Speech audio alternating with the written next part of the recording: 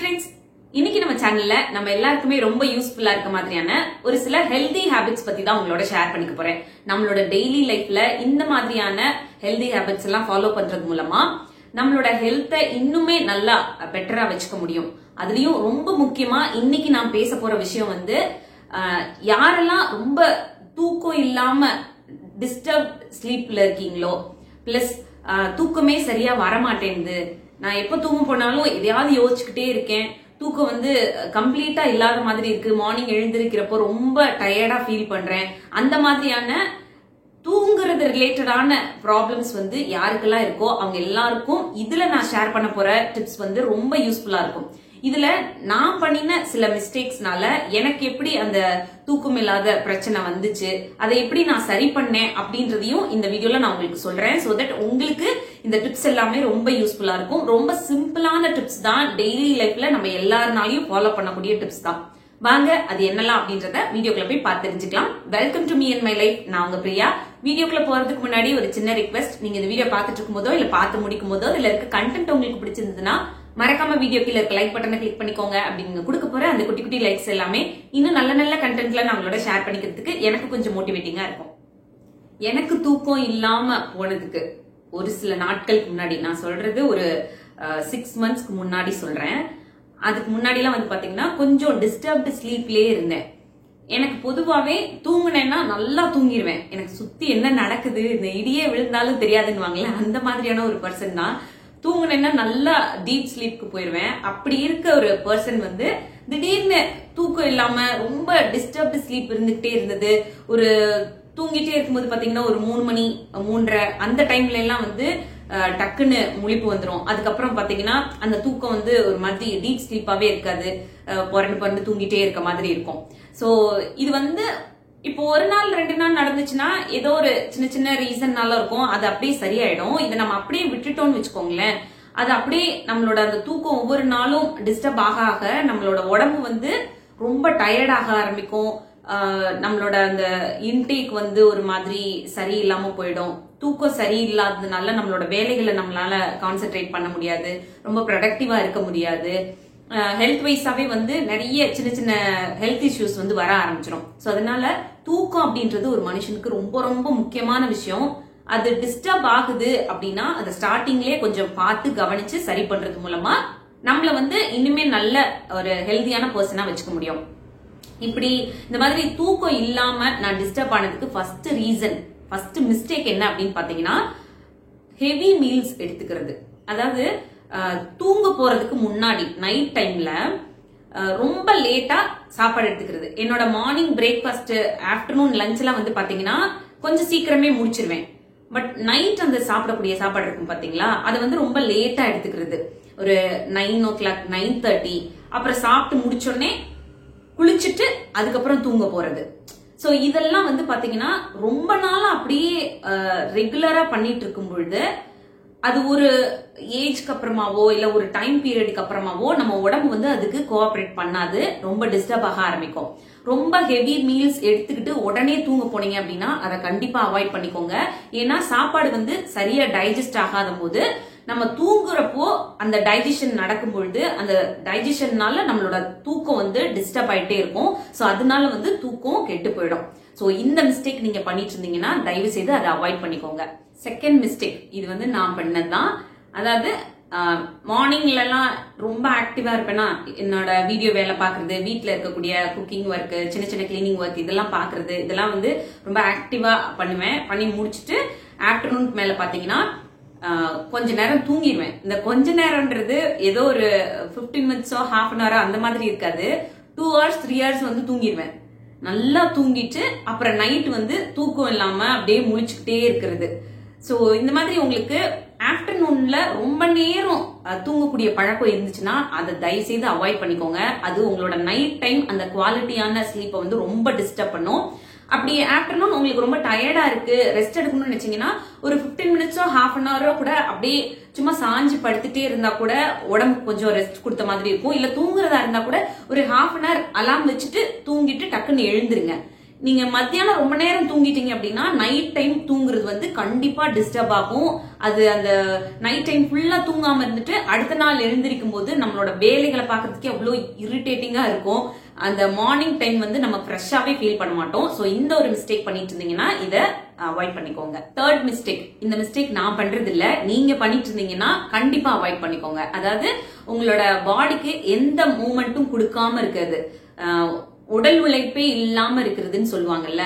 இப்போ நம்மளோட சின்ன வயசுல எல்லாம் பாத்தீங்கன்னா தாத்தா பாட்டி, நம்மளோட அப்பா அம்மா எல்லாருமே வந்து ரொம்ப ஆக்டிவா வீட்டு வேலைகளை பண்ணிக்கிட்டே இருப்பாங்க. அது மட்டும் இல்லாம இப்ப அம்மாவே எடுத்துக்கிட்டீங்கன்னா அம்மியில அரைக்கிறது, மாவு அரைக்கிறதுனா கூட உரல்ல போட்டு அரைப்பாங்க. வீடு துடைக்கிறது, உட்காந்து துடைக்கிறது, துணி எல்லாம் கையில வாஷ் பண்ணி போடுறது, இந்த மாதிரி ரொம்ப ஆக்டிவா இருப்பாங்க. சோ தட் ஆட்டோமேட்டிக்கா அவங்களுக்கு வந்து ரொம்ப டயர்ட் ஆயிரும். அந்த நைட் டைம்ல தூக்கம் வந்து பயங்கரமா அப்படியே ஒரு டீப் ஸ்லீப்க்கு வந்து போயிடுவாங்க. பட் இப்போ இருக்க இந்த ஒரு செடன்டரி லைஃப் ஸ்டைல் வந்து பாத்தீங்கன்னா நம்ம எல்லாருமே அவ்வளோ உடல் உழைப்பு கொடுக்கற மாதிரி வேலைகள் வந்து செய்ய மாட்டேன்றோம். எல்லாமே நம்மளுக்கு ரொம்ப ஈஸி ஆயிடுச்சு. ஒரு மிக்சியில அரைக்கிறதா இருக்கட்டும், நம்மளோட வீட்டை கிளீன் பண்றதுனாலும் வேக்யூம் கிளீனர் வச்சு டக்குன்னு கிளீன் பண்ணிக்கிறோம். பெருசா நம்மளோட உடல் உழைப்பு கொடுத்து பாக்குற மாதிரியான வேலைகள் வந்து இப்போ இருக்க காலகட்டத்துல ரொம்ப கம்மியாயிடுச்சு. சோ அதனால எல்லாமே நம்ம வந்து ரொம்ப ஈஸியா பண்ற மாதிரியான வேலைகள் இருக்கு. சோ நம்ம உடம்புக்கு வந்து அந்த உழைப்பு வந்து கொடுக்காததுனால நம்ம அவ்வளவு சீக்கிரம் டயர்ட் ஆகுறது இல்ல.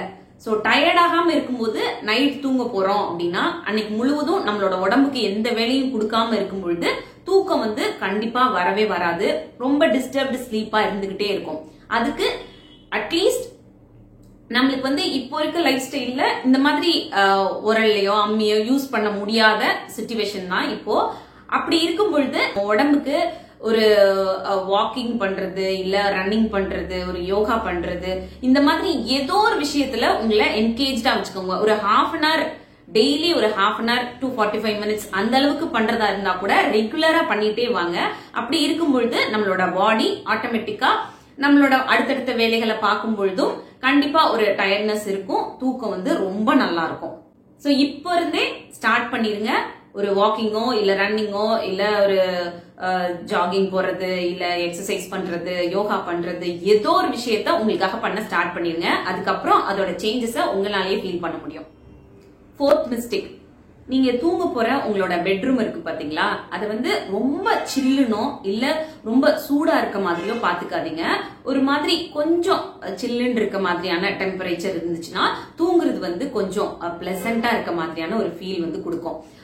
நாங்க வந்து பாத்தீங்கன்னா நைட் ஃபுல்லா ஏசி ஆன் பண்ணி விட்டுறது, அது வந்து ரொம்ப சில்னஸ் ஜாஸ்தி ஆகி அந்த சில்னஸ்னாலேயே சில நேரம் தூக்கம் வந்து டிஸ்டர்ப் ஆகி முழிச்சிடுறது. அந்த முழிப்பு வந்ததுக்கு அப்புறம் திருப்பி வந்து தூக்கமே வராது. சோ ஏசி யூஸ் பண்றது அவாய்ட் பண்ண முடியாத சிச்சுவேஷனா தான் இருக்கு. உங்களால முடியும், ஏசி வந்து யூஸ் பண்ணாமலே இருக்க முடியும் அப்படின்னா ரொம்ப ரொம்ப பெஸ்ட். உங்களை நான் வந்து ரொம்ப அப்ரிஷியேட் பண்றேன்.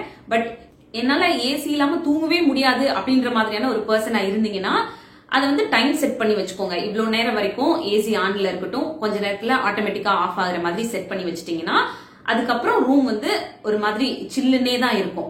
அதுலயே வந்து நம்ம தூங்குறது வந்து பெட்டராவே இருக்கும். அதே மாதிரி ரொம்ப சில்னஸோட தூங்கக்கூடிய ஒரு பழக்கம் உங்களுக்கு இருந்துச்சுன்னா அதையும் அவாய்ட் பண்ணிக்கோங்க. அது நம்மளோட ஹெல்த்துக்குமே நல்லது கிடையாது. தூக்கத்துக்கு மட்டும் இல்ல, ஓவரால் நம்மளோட ஹெல்த்துக்குமே நல்லது கிடையாது. இந்த மாதிரி நம்ம தூங்குற என்விரான்மெண்ட்டை இந்த லெவல்ல ஒரு டெம்பரேச்சர் வந்து மெயின்டைன் பண்ணி தூங்கினா நம்மளோட தூக்கத்துக்கு வந்து நல்லது அப்படின்னு அதை செட் பண்ணி வச்சுக்கிட்டீங்க அப்படின்னா உங்களோட தூக்கம் வந்து டிஸ்டர்ப் ஆகாம இருக்கும், நல்ல டீப் ஸ்லீப்பும் இருக்கும். ஃபிஃப்த் மிஸ்டேக், இது நான் பண்ற மிஸ்டேக் இல்ல, நீங்க பண்ணிட்டு இருந்தீங்கன்னா உடனே நிப்பாட்டிக்கோங்க. நான் வந்து நிறைய வீடியோஸ்ல சொல்லிட்டேன். இது வந்து உங்ககிட்ட ஒரு ரிக்வெஸ்டாவும் சொல்றேன், ஒரு ஃப்ரெண்ட்லியா சிஸ்டரா இந்த மாதிரி சொல்றேன், எப்படி வேணாலும் எடுத்துக்கலாம். மொபைல் போனை நைட்டு தூங்க போறதுக்கு முன்னாடி ரொம்ப நேரம் யூஸ் பண்ணாதீங்க. அந்த ப்ளூ லைட் இருக்கு பாத்தீங்களா, மொபைல்ல இருந்து வர லைட், அது வந்து நம்மளோட தூக்கத்தை கண்டிப்பா அஃபெக்ட் பண்ணதான் செய்யும். நீங்க ரூம் எல்லாத்தையும் இருட்டாக்கிட்டு லைட் எல்லாம் ஆஃப் பண்ணிட்டு தூங்க போறதுக்கு முன்னாடி அப்படியே மொபைல வச்சு பார்த்துட்டே இருந்தீங்கன்னா அதுல இருந்து வர்ற லைட்னால நம்மளோட தூக்கம் வந்து கண்டிப்பா அஃபெக்ட் ஆகும். அண்ட் ஆல்சோ வந்து நம்ம மூளை வந்து யோசிக்குமா இந்த மாதிரி இன்னும் வெளிச்சத்திலே தான் நம்ம இருக்கோம் அப்படின்னு. வெளிச்சம் இருக்கும் பொழுது நமக்கு எப்பவுமே தூக்கம் அப்படின்றது பெருசா வராது. சோ நம்ம மூளைக்கு வந்து இன்னும் இருட்டாகல, இன்னும் தூங்குற டைம் வரல, வெளிச்சத்துல தான் இருக்கும் அப்படின்றதுனால அந்த தூக்கத்தை வந்து நமக்கு கொடுக்காம நம்மளோட மூளை வந்து டிஸ்டர்ப் ஆயிட்டே இருக்குமா. சோ அதனால மொபைல் போனை தூங்குறதுக்கு முன்னாடி தயவு செய்து யூஸ் பண்ணாதீங்க. தூங்குறதுக்கு 3 மணி நேரத்துக்கு முன்னாடி மொபைல் போன் ஃப்ரீக்வெண்டா யூஸ் பண்றத அவாய்ட் பண்ணிக்கோங்க. அட்லீஸ்ட் 2 மணி நேரத்துக்கு முன்னாடியாவது மொபைல் போன் யூஸ் பண்றத அவாய்ட் பண்ணுங்க. ரொம்ப முக்கியமான கால் அட்டன் பண்ண வேண்டியது இருக்கு, ரொம்ப முக்கியமான மெசேஜஸ் கொடுக்க வேண்டியது இருக்கு அப்படின்னா மட்டும் எடுத்து யூஸ் பண்ற மாதிரி ஒரு ஹேபிட்டை வளர்த்துக்கோங்க. அது கொஞ்சம் கஷ்டம் தான், பட் இருந்தாலும் அந்த ஹேபிட்டை நம்ம வளர்த்துக்கிறது நம்மளோட ஹெல்த்துக்கு நல்லது. எப்ப பார்த்தாலும் அந்த மொபைல் போனை பார்த்துக்கிட்டே 24 மணி நேரம் அது கூடயே நம்ம இருந்துட்டே இருந்தோம்னா நமக்கு வந்து ஆட்டோமேட்டிக்கா நம்மளோட ஹெல்த் அஃபெக்ட் பண்றதும் இல்லாம நம்மளோட மைண்டையுமே நிறைய விதத்துல அஃபெக்ட் பண்ணிரும்.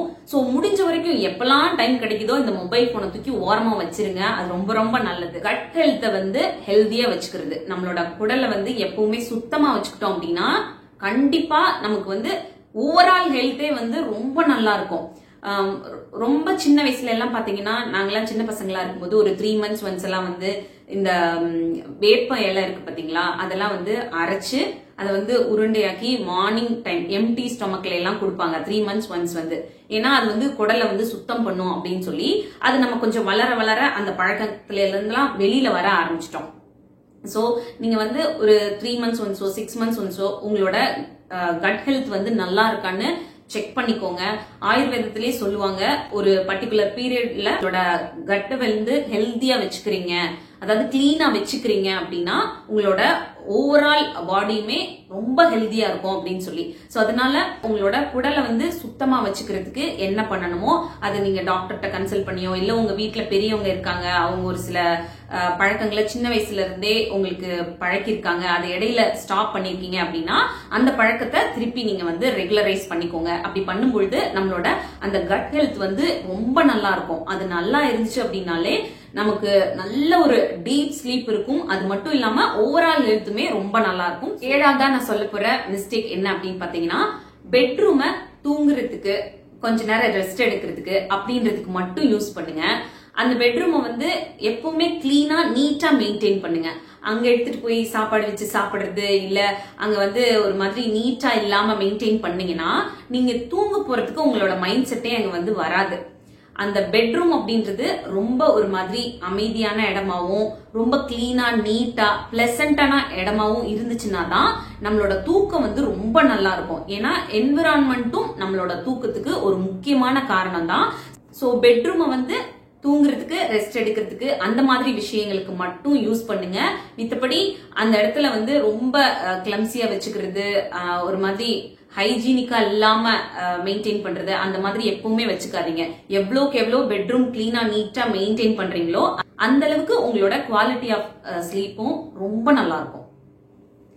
8th மிஸ்டேக் என்ன அப்படின்னு பாத்தீங்கன்னா, தூங்க போறதுக்கு முன்னாடி வீட்டுல இருக்கவங்களோட ஏதாவது ஆர்குமெண்ட் பண்றது, சண்டை போடுறது, எதையாவது பேசி ரொம்ப கோவமா தூங்க போறது, அந்த மாதிரி விஷயங்கள் பண்ணாதீங்க. அப்படி இருக்கும் பொழுது நம்மளோட மனநிலைமை வந்து ஒரு மாதிரி ஒரு நிலையா இருக்காது, ரொம்ப டிஸ்டர்ப்டா இருக்கும். அந்த டிஸ்டர்பன்ஸோட தூங்க போனோம் அப்படின்னா கண்டிப்பா நம்மளுக்கு ஒரு டீப் ஸ்லீப் வரவே வராது. தூங்கிட்டு இருக்கும் போதே நிறைய விஷயங்களை திங்க் பண்ணிக்கிட்டே இருப்போம். நம்மளோட மூளை வேலை பார்த்துக்கிட்டே இருக்கும் பொழுது நம்மளோட தூக்கம் வந்து அவ்வளோ ஒரு நிம்மதியான தூக்கமா இருக்காது.